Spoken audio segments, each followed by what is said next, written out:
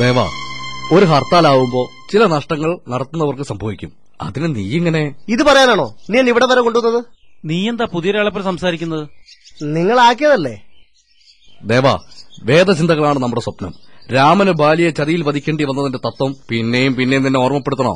ഞാൻ രാമനോ കൃഷ്ണനോ അല്ലല്ലോ പ്രകാശ. അനുഭവം പഠിപ്പിച്ചതും അതല്ലെന്നാണ്. നാസ്തികന്മാരൊന്നും വിശ്വാസിയെ ചോദ്യം ചെയ്തിട്ടേ ഉള്ളൂ. നീ കാണുന്നില്ലേ ഇടതും വലതും എപ്പോഴും സമുദായത്തിന് പുറകെ നടക്കുന്നത്? പള്ളിയിൽ നിന്നുള്ള കാണിക്കപ്പണം സർക്കാരിന് കിട്ടുന്നുണ്ടോ? അമ്പലത്തിന്റെ പേരിൽ ഇല്ലാത്ത ബോർഡും വകുപ്പും ഉണ്ടാക്കി പണം സർക്കാരിനല്ലേ പോകുന്നത്?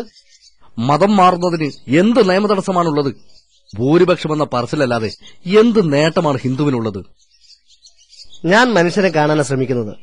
മതങ്ങളും ദൈവങ്ങളും മനുഷ്യരെ മടയന്മാരാക്കുകയേ ചെയ്തിട്ടുള്ളൂ. നിന്നെ എങ്ങനെ മാറ്റിയെടുക്കണമെന്നാണ് അവർ ശ്രമിക്കുന്നത്. ഹിന്ദുക്കൾ സംഘടിച്ചില്ലെങ്കിൽ നഷ്ടപ്പെടുന്ന എന്താണെന്ന് ഞാൻ പറഞ്ഞു തരണോ നിനക്ക്?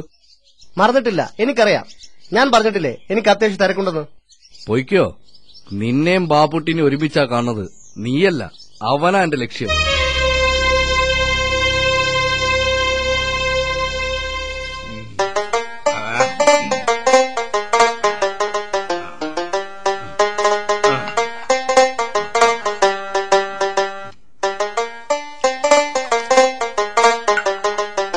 റസി അറിഞ്ഞ വിശേഷം? ദീനിബോധമുള്ള ഒരു ഇസ്ലാം ചെയ്യാൻ മടിക്കണ കാര്യമാണോ ചെയ്തത്? ബാപ്പുട്ടി ഓനല്ലേ ദീനെ ചോദ്യം ചെയ്യുള്ളൂ. ഒരു കാഫറിന് ഇസ്ലാമിന്റെ ചോരെടുക്കാൻ പാടുണ്ടോ? ഓന് പരലോകത്തും ഗതി ഉണ്ടാവൂല. റസിയ മോളായതുകൊണ്ട് പറയാ, ഇവിടുത്തെ ലൈലി ചോര കൊടുക്കണ പരിപാടിക്ക് പോയിന്. ജിന്ന് കയറിയുള്ള അതും അതിലപ്പുറവും ചെയ്യും. വെറുതെ അല്ല കെട്ടിച്ചോടന്ന് കൊണ്ട് പോരേണ്ടി വന്നത്. ഇസ്ലാമിന്റെ ശരീരത്തില് ജിന്നിന്റെ ചോരയായിട്ടാ ചിലരൊക്കെ ദീനും പറഞ്ഞു നടക്കുന്നത്.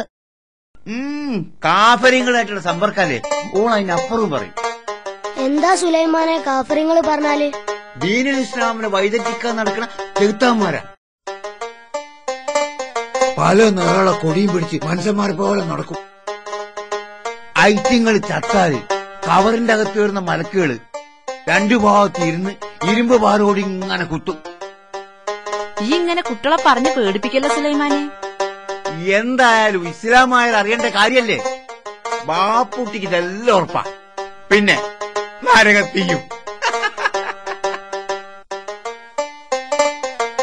ഈ ചെഴുത്താന്മാരെ നാട്ടിൽ നിന്നും നിങ്ങൾക്ക് പിയാപ്പളന്റെ കൂടെ റസൂലിന്റെ നാട്ടിൽ പോയിക്കൂടെ?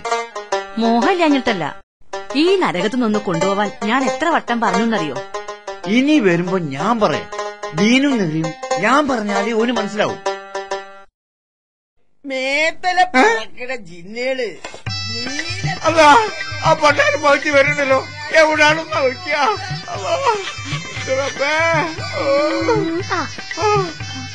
അവിടെ പറ്റൂല, അവിടെ പറ്റൂല. സുലൈമാനെ അതിലൊളിച്ചോ? ഇതൊന്ന് പിടിക്കോളെ. കൊട്ടയിനകത്ത് ഒളിച്ചേക്കാം.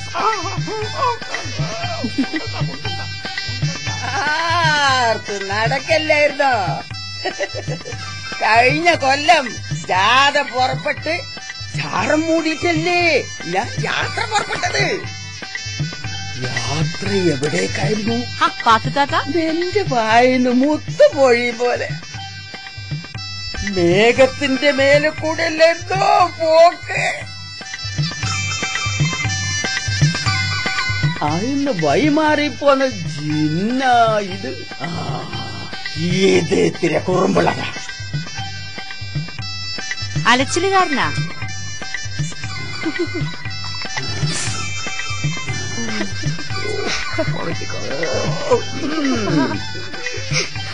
ഇതിന്റെ മോളിലിരുന്ന് ഓത്തോതണം, ഇല്ലെങ്കിൽ വീട്ടിലകെ ഇരുട്ട് പരക്കും, ഇരുട്ട് പരക്കും.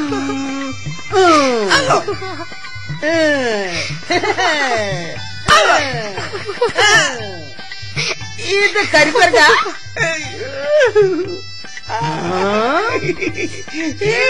വാടാ. എന്റെ മോളെവിടെടാ? മോളെ ഞാനിപ്പോ മോളെ നിക്കടാ. മര്യാദക്ക് എന്റെ മോളെങ്ങോട്ട് കൊണ്ടുവന്ന് കാലി ഞാൻ തല്ലി ഒടിക്കട നായിന്റെ മോന്റെ മോന്റെ മോൻ.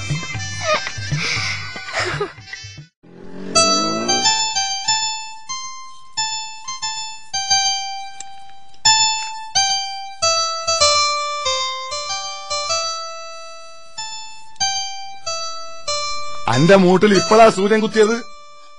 ഇന്നലെ പോകുമ്പോ രാവിലെ ഇറച്ചി വാങ്ങി കൊണ്ടുവരാൻ ആശയാത്ത പറഞ്ഞിരുന്നു. എന്നിട്ട് പോത്തിനെ വാങ്ങി അറുത്തിട്ട് വരിക ഈ മൂസാക്കന്റെ അവിടെ നല്ല ഇറച്ചില്ലായിരുന്നു. അപ്പൊ വണ്ടൂര് പോയി. അതാ നേരം വൈകിയത്. നിന്റെ തിരക്കും കൂട്ടും അനക്ക് അറിയില്ല ഹിമാറെ. കൂരാട് തോട്ടം നോക്കാൻ എന്റെ വാപ്പ പള്ളിക്കാട് നിന്നീച്ചു വരുവോ? ഇന്റെ കാര്യങ്ങൾ കഴിഞ്ഞിട്ട് മതി ഇവിടെയുള്ളവരെ കാര്യങ്ങൾ നോക്കല്. ഇനി ഇറച്ചി വെച്ച് തിന്നാൻ നോക്കാതെ കാറ് കേകിടെ ബലാലേ.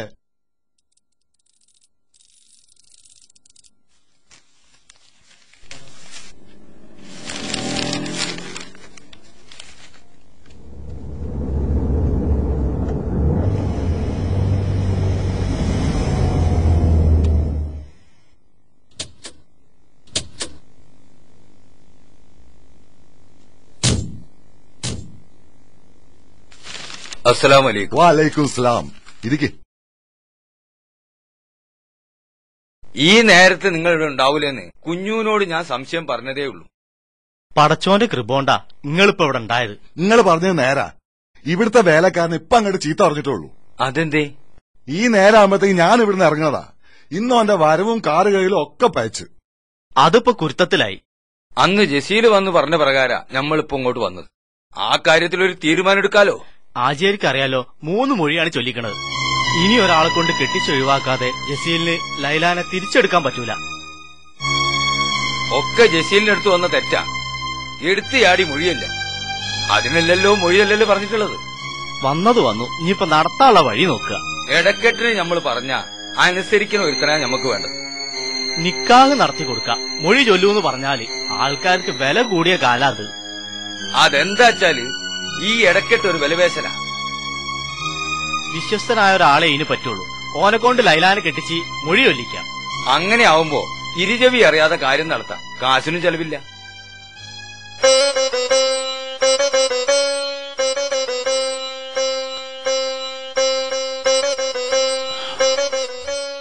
അതിനൊക്കെ നമ്മളടുത്ത് ആളുണ്ടെന്ന്. ഇത് നടക്കും. നിങ്ങൾ ഓർപ്പിച്ചോളി. എന്നാ ശരി. അസ്സലാമലൈക്കും. വലൈക്കും സ്ലാം. ശരി. ആയിക്കോട്ടെ.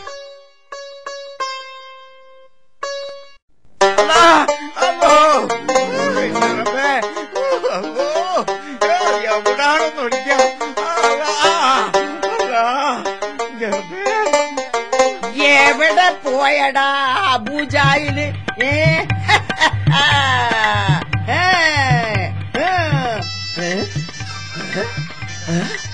ആ പച്ചത്തുമ്പ് അങ്ങോട്ട് വന്നോ? ഇല്ലല്ലോ പാത്താത്ത, നിന്നിപ്പോ ഏത് വൈക്കാ? ഇബ്രാഹിം നബീന്റെ വിളിയാളം കേട്ട് മക്കത്തൊക്കെ ഞാനിന്ന് പോണത്. ഒന്ന് മുറുക്കിയിട്ട് പോയി കളി. ഞാൻ തിരിച്ചു വരുമ്പോ വാങ്ങിക്കോളാം. ഇന്റെ കോജ രാജകുമാരിക്ക് ഞാനിത്തിരി അലുവ കൊണ്ടിരുന്നു. അവൾ എന്റെ അടുത്തുനിന്ന് പോയതാ.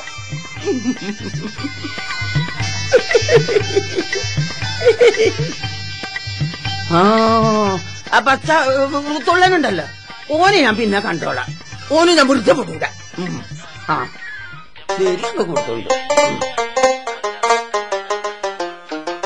അല്ല സൂപ്പാക്കിയെ, നിങ്ങളെ നോക്കി എന്തിനാ അങ്ങാടി പത്ത് നടക്കുന്നത്? അതെ, പാത്തൂന്റെ ഒരാടിനെ ചവിട്ടിക്കാൻ തന്നെ നിന്റെ അടുത്ത്. അയിനെ കൊണ്ടേ അർത്ഥോ? അർത്ഥല്ല, വിറ്റതാ. എനിക്കൊരു അത്യാവശ്യം ഉണ്ടായിപ്പോയി. നിനക്ക് അത്യാവശ്യം ഉണ്ടല്ലോ. അല്ല, അതുണ്ടാവുമല്ലോ. അതാണ് സത്യം. അത്യാവശ്യം ഉണ്ടായിട്ടാ പാത്തൂന് പകരം ഒരാടിനെ മേടിച്ചു കൊടുക്കണമെന്ന് വിചാരിച്ചാ. അതിനു വേണ്ടി കൊറേ എണ്ണത്തിന് നമ്മൾ കാണിച്ചു കൊടുത്ത്. കാട്ടിക്കൊടുത്താ പോരല്ലോ, കാശ് വേണ്ടല്ലേ സുയിപ്പാക്കിയെ? അതൊന്നുമല്ല പ്രശ്നം. അന്ന് ഇന്നത്തെ നാട് തന്നെ വേണോന്ന് മൂപ്പത്തി വാശി പിടിച്ചു. അതിപ്പം വല്ലവരും വായിട്ടില്ല ചാവസായിട്ട് കിടക്കുന്നുണ്ടാവും. സുയിപ്പാക്കി പാത്തൂന്റെ ആടിനാല് സുയിപ്പായി. കടുവേ കിടുവ പിടിച്ചു. ഞമ്മള് പോയിട്ട് വരാം.